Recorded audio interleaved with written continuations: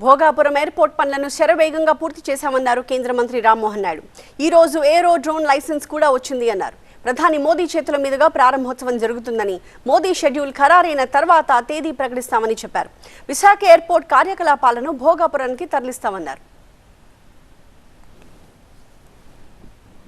ఏ airport అయినా complete అయిన తర్వాత ఇక్కడ నుంచి ఆపరేషన్స్ చేసుకోవచ్చు అని చెప్పడానికి ఏరోడ్రోమ్ లైసెన్స్ ఇవ్వాలి.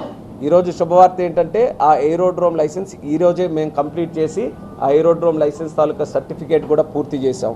బీకాస్ తాలూకా వెట్టింగ్ ఎవరెవరైతే దీనికి సంబంధించినటువంటి డిపార్ట్మెంట్స్ ఉన్నాయో అందరూ కూడా గత నెల రోజులుగా వెరిఫికేషన్ చేశారు, ఇన్స్పెక్షన్ చేశారు, రివ్యూలు చేశారు.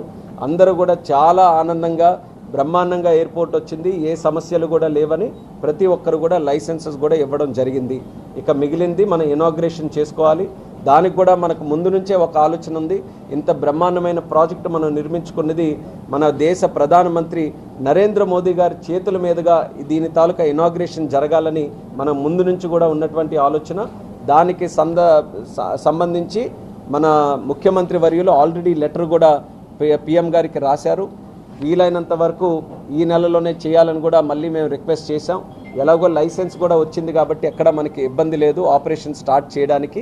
సో పిఎం గారు డేట్ ఇచ్చిన వెంటనే ఇక్కడ ఇనాగ్రేషన్ ప్రోగ్రామ్ పెట్టుకొని వన్స్ ఇనాగ్రేషన్ అయిన తర్వాత వితిన్ ఎ వీక్స్ టైం, ఇనాగ్రేషన్ నుంచి ఒక వీక్స్ టైం లోపలే వైజాగ్ ఇప్పుడు ప్రస్తుతం ఉన్నటువంటి ఎయిర్పోర్ట్ ఆపరేషన్స్ అన్నీ కూడా ఇక్కడ భోగాపురం ఎయిర్పోర్ట్కి మనం పూర్తిగా షిఫ్ట్ చేసి ఇక్కడ నుంచి ప్రారంభం చేయిస్తాం.